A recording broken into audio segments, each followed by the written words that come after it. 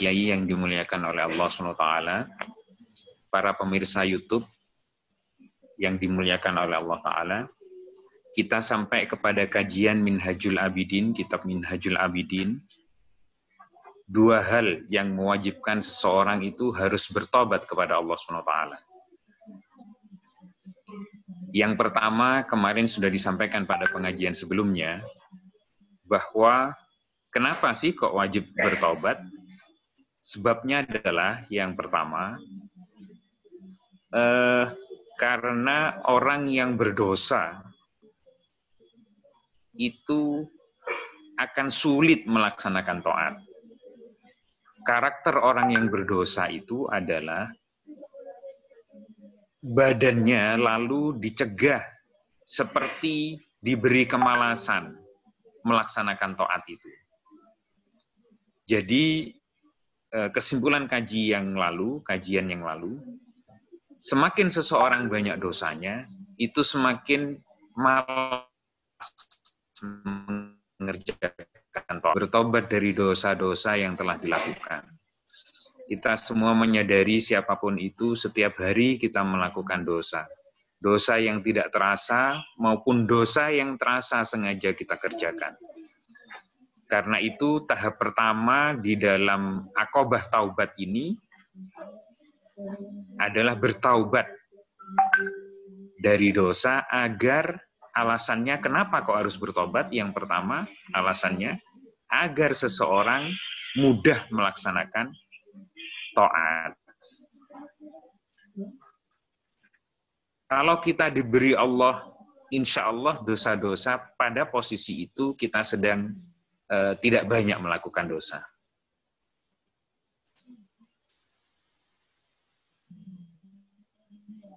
Mau wudhu kok sulit, mau menjalankan kok sulit, itu berarti kita sedang kita lihat pada diri kita masing-masing. Saya pribadi kepada jamaah pengajian yang dimuliakan oleh Allah.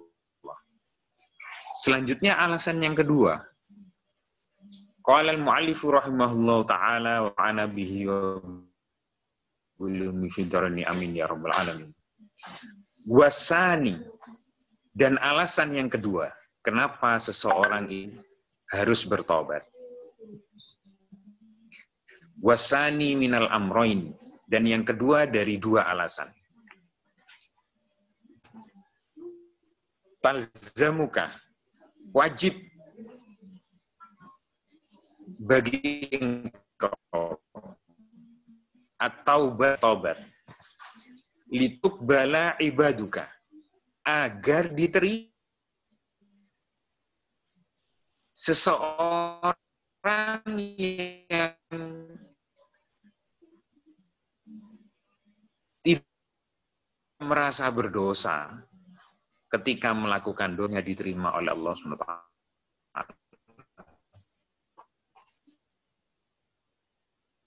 Sungguhnya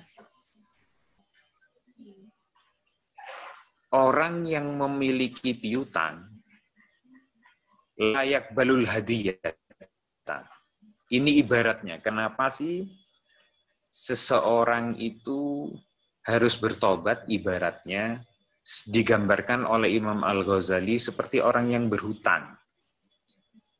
Orang yang berhutang itu maksudnya orang yang punya piutang, yang memberikan hutang, itu tidak akan menerima hadiah, tidak akan menerima sesuatu sebelum pokoknya dibayar. Misalnya begini, hutang 100 juta, pokoknya yang 100 juta itu belum dibayar, lalu si orang yang punya hutang ngomong, sampean hutangnya nggak dibayar, tak kei hadiah 10 juta. Nah, karakter orang yang memiliki piutang, kalau piutangnya belum dibayar, maka hadiahnya tidak akan diterima. Uang utangnya 100, mek dibayar 10, gitu. Wadzalika, dan yang demikian itu, annat taubata, sesungguhnya taubat anil ma'asi, dari orang-orang yang berbuat maksiat. Wa irdha'al khusumi, dan mencari ridho dari orang yang pernah bermusuhan kepada kita. Fardun lazimun. Itu fardu. Jadi taubat itu fardu. Ini kebetulan santri-santri saya juga sedang belum buyar. Mamang Kiai, Mas Yatno, para pemirsa YouTube yang dimuliakan oleh Allah, sekalian biar mendengar. Tapi sebentar lagi santri-santri buyar.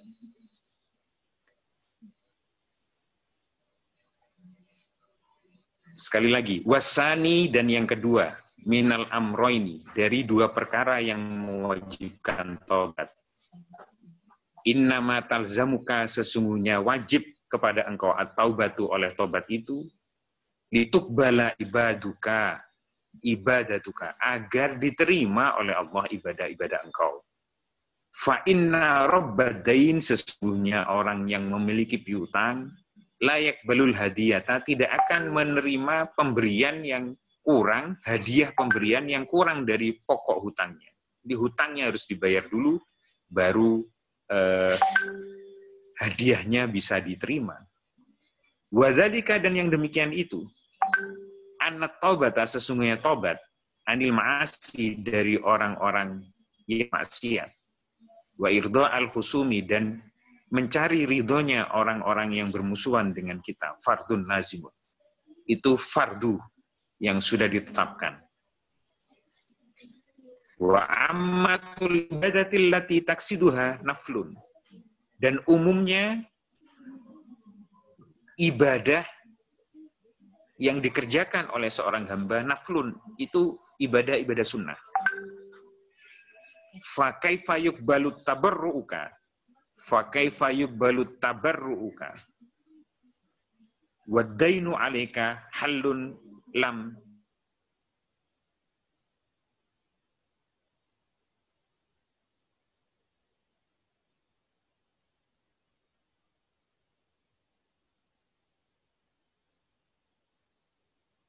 atas engkau, halun, belum terbayar kontan, lam takdihi, yang belum engkau bayar.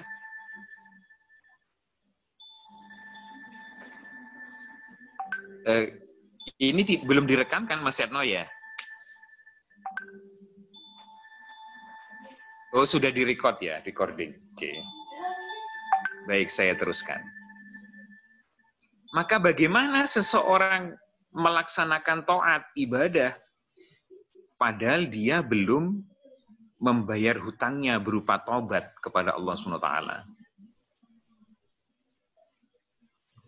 Am kaifa tatruku li ajlihil halala, bagaimana engkau tinggalkan yang halal-halal wal mubah, dan yang mubah-mubah, wa anta musirrun, sedangkan engkau sedang terus-menerus alal fi'lil mahduri wal harami, mengerjakan hal-hal yang dilarang dan yang diharamkan oleh Allah. Jadi bagaimana seseorang yang sambil melaksanakan maksiat, tidak bertobat, berdosa, lalu mengerjakan yang halal dan mubah?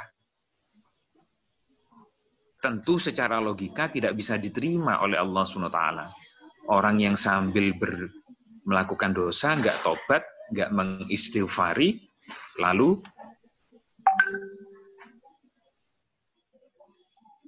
melakukan ibadah. Nah, ini pentingnya kenapa kita harus bertobat dari dosa-dosa. Wa kaifa tunajihi, dan bagaimana dia bermunajat, engkau bermunajat kepada Allah. Wa tad'uhu, dan engkau berdoa kepada Allah. Wa tusni alaihi, dan engkau memuji Allah. Wa huwa, dan dia, wal iyadu billah, kita memohon perlindungan kepada Allah.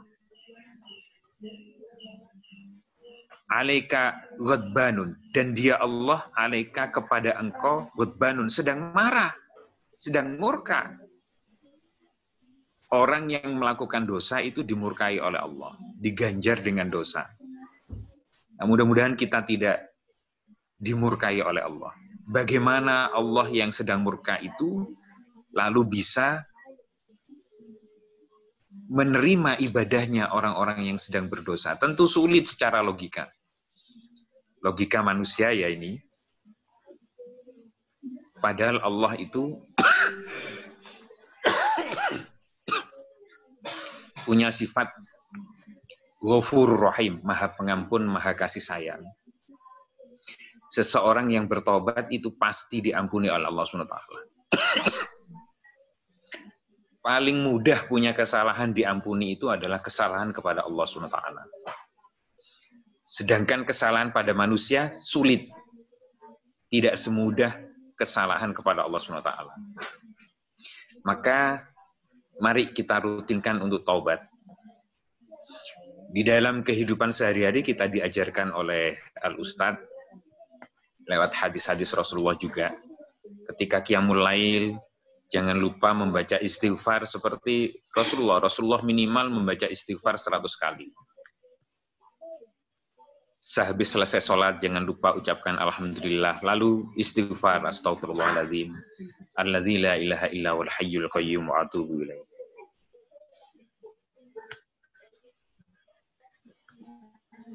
Santri-santri, ini kalau sudah bisa dibaca giliran piketnya, terus bisa buyar ya. Tidak usah nunggu Abi selesai ngajinya. Kita lanjutkan. Fahada dhahiru halil usati wal musirrina alal maksiyat. Maka inilah dohirnya keadaan orang-orang yang berdosa, al musirrina yang terkelilingi, terkepung alal maksiati atas maksiat. Wallahul musta'an, dan hanya kepada Allah al-musta'an kita mohon pertolongan. Fa in qulta, maka jika engkau kata, fama makna taubatin nusuhi, apa maknanya taubatan nasuhah itu? Taubat yang bersih itu apa artinya? Wa mahadduha, dan apa batasannya taubatan nasuha itu? Nah, kemarin termasuk ini hal yang didiskusikan. Nah, kita sekarang akan belajar bagaimana Imam Ghazali memaknai taubat itu. Dan batas-batasnya taubat itu seperti apa? Wa ma yambaghi lil abdi, dan apakah sebaiknya bagi seorang hamba? Ayyaf alahu, mengerjakan taubat hatta yahruja minad dunubi kulliha, sampai mereka bisa keluar dari dosa seluruhnya. Apakah sebaiknya seorang hamba itu mengerjakan taubat sampai semua dosanya selesai, habis semua? Batasnya sampai mana taubat itu? Fa'akulu, maka aku jawab pertanyaan ini, jawabnya Imam Ghazali. Ammat taubatu, adapun taubat, fa innaha sa'yun min masail qalbi. Taubat itu adalah satu perkara min masail qalbi, dari perkaranya hati. Jadi urusan taubat itu, para pemirsa YouTube dan mamang-mamang yang dimuliakan oleh Allah, para kiai, itu urusan hati. Wahia inda tahsili fi qaulil ulama'i, dan taubat itu pada hasilnya perkataan ulama radhiyallahu anhum, mudah-mudahan Allah meridhoi kepada para ulama itu. Bagaimana perkataan ulama tentang makna taubat itu? Tanzihul qalbi anid danbi. Makna taubat itu adalah membersihkan hati dari dosa-dosa. Qala Saikhuna, berkata oleh guru kami rahimahullah, fi haddit taubat, pada batasan-batasan taubat, mengenai batas taubat. Innahu, sesungguhnya taubat itu dilakukan dengan cara tarku ikhtiari dzambin sabaqa misluhu an. Taubat itu dilakukan dengan cara meninggalkan melakukan dosa yang telah dilakukan sebelumnya. Ini dawuhnya gurunya Imam Ghazali. Kalau tadi kaul ulama menyatakan taubat itu adalah membersihkan hati dari dosa. Lalu kalau dawuhnya gurunya Imam Ghazali, taubat itu adalah berhenti meninggalkan, tidak melakukan dosa yang sudah diperbuat sebelumnya.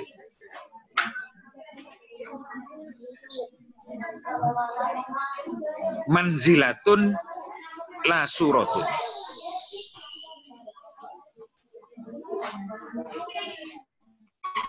Kedudukannya la suratun, bukan gambarnya. Ini maksudnya, ya perbuatannya tobat itu. Ditinggalkan perbuatannya. Tidak hanya permukaannya saja.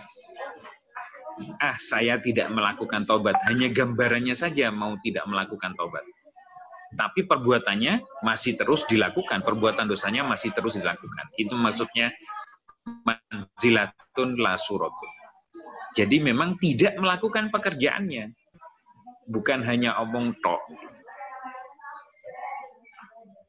Ta'diman dengan niat lillahi, ta'diman lillahi dengan niat karena mengagungkan Allah Ta'ala, wa hadaron dan takut min sahtihi dari murka Allah.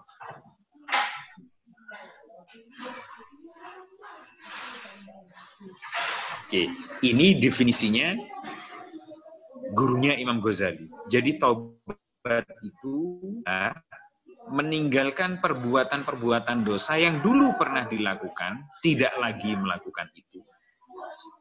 Karena mengganggukan Allah dan karena takut kepada Allah SWT, kepada murka Allah Ta'ala.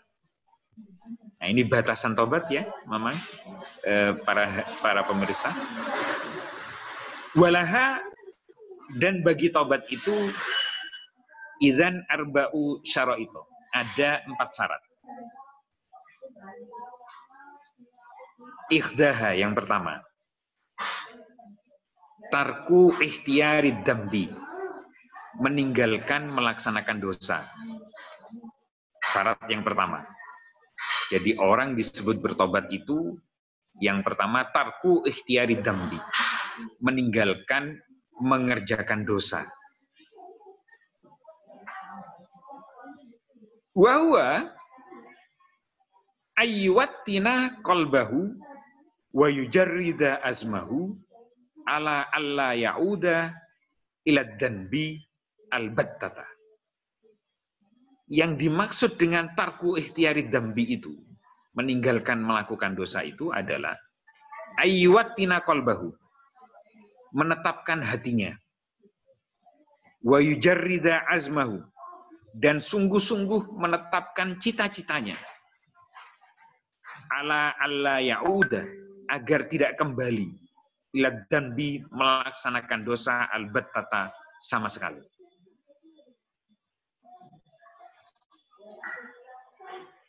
Fa'amma in taraka damba, adapun jika meninggalkan dosa, wa fi nafsihi, dan di dalam hatinya, annahu rubbama ya'udu ilaihi, masih ada terbersit,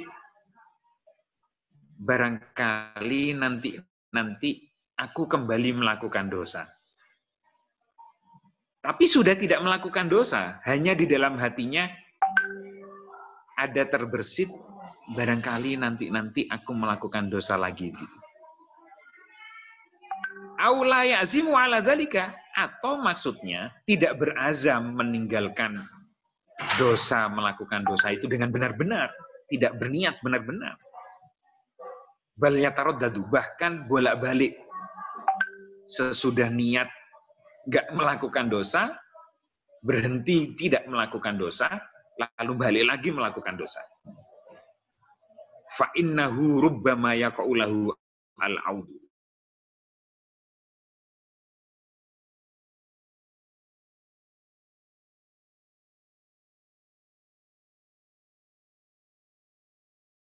Inun anidambi, itu terhitung mencegah sementara, tidak melakukan dosa namanya. Ghairu ta'ibin anhu, tidak terhitung bertaubat. Jadi ma'asyiral muslimin rahimakumullah, kalau memang sudah niat bertobat, Yang pertama harus dilakukan adalah tidak melakukan perbuatan dosa itu lagi. Dengan niat yang benar, memang nggak akan melakukan dosa itu lagi. Dohir dan batin. Dohirnya tidak melakukan dosa, batin juga niat benar-benar untuk tidak melakukan dosa itu lagi. Dan jangan kembali mengulangi dosa itu lagi. Kalau di dalam hati seseorang masih ada terbersit, barangkali aku sekarang nggak melakukan dosa, tapi barangkali besok-besok aku melakukan dosa lagi. Nah, yang seperti ini adalah berhenti sementara namanya tidak melakukan dosa. Bukan orang yang bertobat hitungannya. Wasaniyatu yang kedua. Ayyatuba dzambin qad sabaqa anhu misluhu. Melakukan tobat seseorang dari dosa yang telah dilakukan sebelumnya. Yang pertama, memang benar-benar meninggalkan tobat dengan niat dohir dan batin. Yang kedua,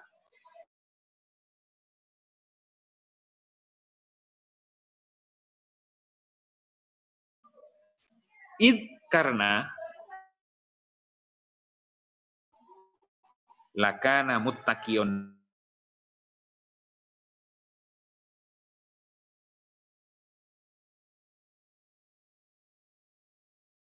tidak bertobat terhadap dosa-dosa yang seumpamanya yang dilakukan. Lakana niscaya orang itu muttaqiyan, terhitung seperti mencegah saja. Ghairu taibin, tidak termasuk orang yang dihitung bertobat.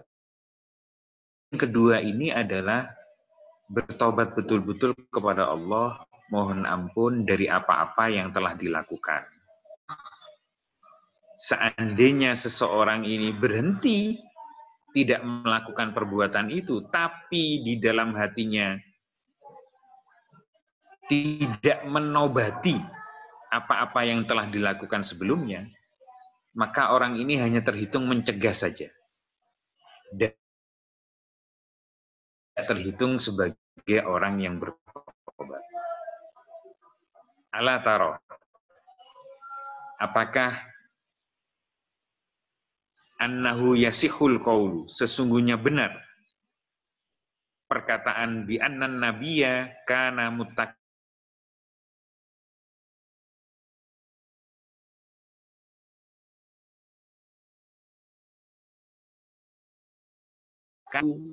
muttaqiyan anil kufri, tercegah dari kekufuran. Ini benar perkataan ini. Sesungguhnya Nabi itu tercegah dari kekufuran. Nabi dicegah oleh Allah untuk tidak kufur. Tercegah dari kekufuran. Benar. Perkataan ini benar. Wala yasihul qaulu, dan tidak benar perkataan bi annahu kana taiban anil kufri. Sesungguhnya Nabi itu bertobat dari kekufuran. Nah, perkataan yang kedua ini tidak benar. Kalau dikatakan bahwa Nabi bertobat dari kekufuran, yang benar adalah Nabi tercegah dari kekufuran, bukan Nabi bertobat dari kekufuran. Kenapa? Karena lam yasbik minhu kufrun, tidak pernah Nabi itu mengalami kekufuran sebelumnya. Jadi betul kalau Nabi dikatakan tercegah kepada kekufuran, karena Nabi tidak pernah kufur kepada Allah SWT. Bihalin sama sekali. Keadaan dulu tidak pernah kufur, begitu menerima wahyu untuk menyampaikan, juga tidak pernah kufur. Jadi Nabi disebut tercegah dari kekufuran, bukan bertaubat dari kekufuran. Lain lagi dengan perkataan berikutnya. Wa anna Umar bin Khattab, sesungguhnya Sayyidina Umar bin Khattab kana taiban anil kufri. Keadaan beliau, Sayyidina Umar bin Khattab ini bertaubat dari kekufuran. Lima sabaqa anhu dzalika. Karena beliau, Sayyidina Umar bin Khattab, dulunya pernah kufur. Jadi kalau Sayyidina Umar bin Khattab karena dulu pernah dikatakan beliau taiban anil, beliau bertobat dari kekufuran yang dulu pernah dilakukan. Jadi taubat itu adalah memohon ampun, bertaubat dari apa-apa yang pernah dilakukan sebelumnya. Dosa-dosa yang pernah dilakukan sebelumnya. Wasalisu, dan yang ketiga, annalladzi sabaqa yakunu misla ma yatruku ikhtiyarahu fil manzilati wad darajati. Sesungguhnya alladzi sabaqa, dosa-dosa yang terdahulu itu, yakunu misla ma yatruku ikhtiyarahu, ialah keadaan dosa-dosa yang seumpama dia tinggalkan ikhtiyaruhu, akan mengerjakannya, fil manzilati, di dalam kedudukannya, wad darajati, dan di dalam derajatnya. Dosa yang ditinggalkan itu adalah dosa yang secara ikhtiar dulu dilakukan itu mampu, sekarang juga dilakukan itu mampu. Itu yang dimaksud kedudukan dosa yang sejajar di dalam manzilati, kedudukannya, wad darajati, dan derajatnya. La fis surati, bukan hanya pada rupanya saja. Apa maksud perkataan Imam Ghazali ini?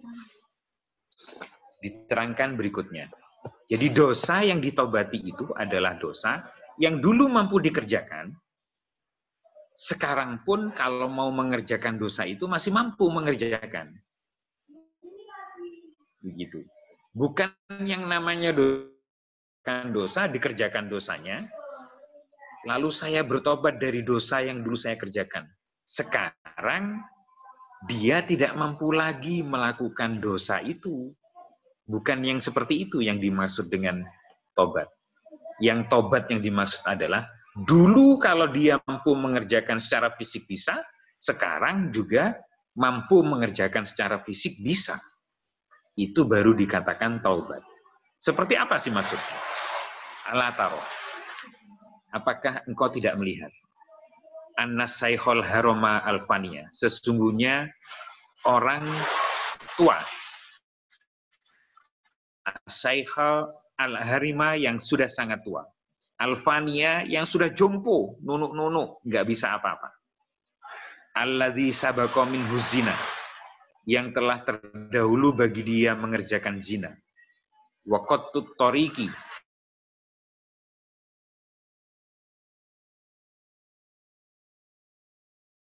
pernah menjadi perampok.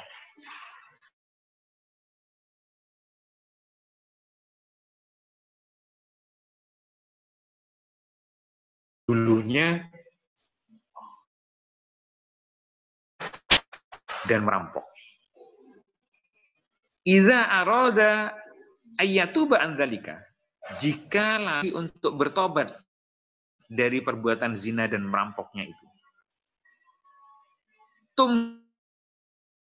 inuhu taubatu la mahalata,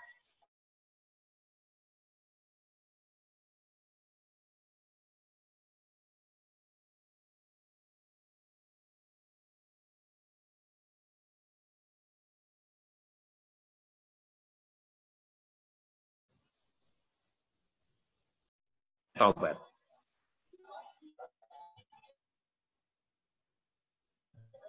Dia tidak mungkin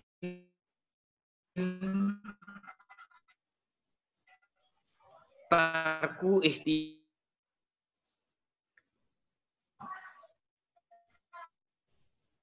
ini ingin bertobat dari zina dan merampok pada masa mudanya. Sedangkan posisi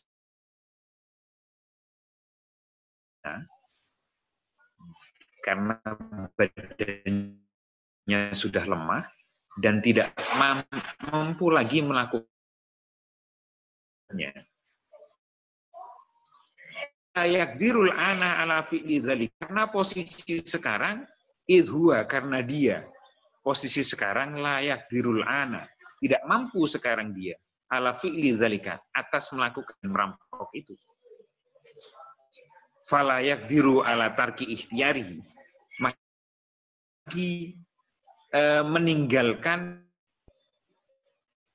terhitung tidak mampu lagi meninggalkan zina dan meninggalkan merampok. Sebab dia memang secara fisik sudah gak bisa. Dia tidak terhitung itu. Fala yasihu wasfuhu bi'annahu tarikun lahu. Maka sah mensifati seorang hamba yang seperti ini tarikun lahu. Sesungguhnya dia meninggalkan zina dan merampok. Mumtani'un anhu, karena tercegah bagi dia perampokan dan perzinahan. Fahuwa ajizun wa huwa ajizun lahu, dan dia kondisinya lemah melakukan itu. Wairu mutamakinin, tidak mungkin lagi melakukan itu. Bagaimana lalu cara tobatnya orang yang seperti ini? Enak aja dia ngomong saya bertobat dari zina dan merampok, padahal dia nggak mampu lagi melakukan. Lakinnahu, tetapi bagi dia si hamba ini, yaqdiru ala ma huwa mislu zina wa qatl. Dia masih mampu melakukan dosa-dosa yang sejajar dengan zina dan merampok. Masih ada dosa-dosa yang bisa dilakukan, terhitung dosa juga, yang bisa sejajar dengan dosanya zina dan merampok. Fil manzilati, di dalam kedudukan, wad darajati, dan derajatnya. Masih ada dosa-dosa yang bisa dilakukan di masa tua, yang kedudukan dan derajatnya itu seperti dosanya zina dan merampok. Apa itu? Kal kadhibi, seperti berbohong. Orang tua kalau berbohong masih bisa. Wal qadhfi, dan menuduh zina masih bisa. Menuduh palsu seseorang berzina masih bisa dosa. Wal ghibati, dan ghibah masih bisa. Wan namimati, dan adu domba bisa. Karena jami'u dzalika ma'asin, seluruh dosa-dosa itu, wa in kanal ismu yatafawatu fi haqqil adami, dan keadaannya dosa yatafawatu fi haqqil adami, bisa luput pada haknya anak Adam. Fi kulli wahidatin, pada setiap satu seseorang, biqadriha, dengan kemampuannya.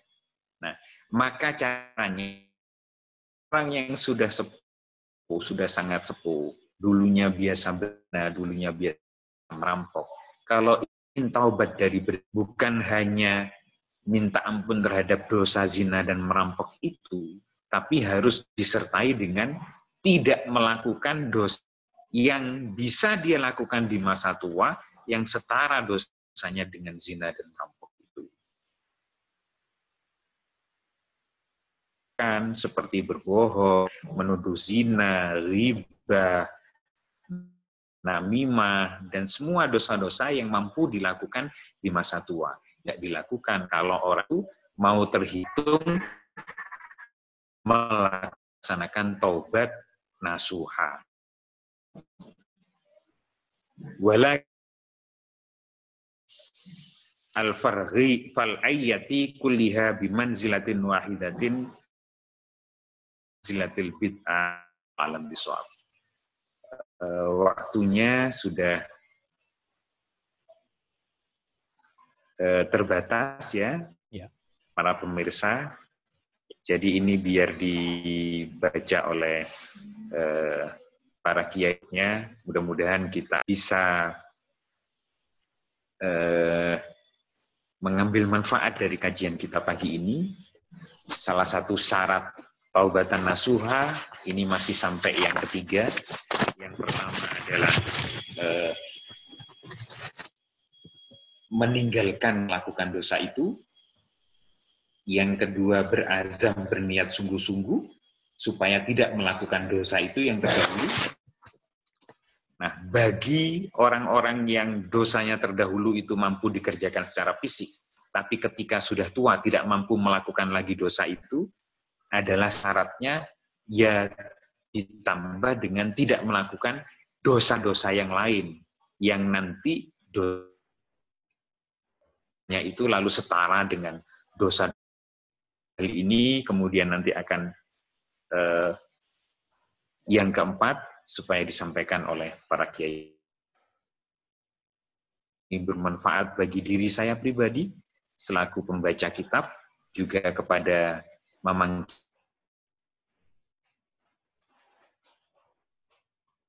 di dalam muafiq ila thoriq, wabillahi taufiq wal hidayah. Wassalamualaikum warahmatullahi wabarakatuh.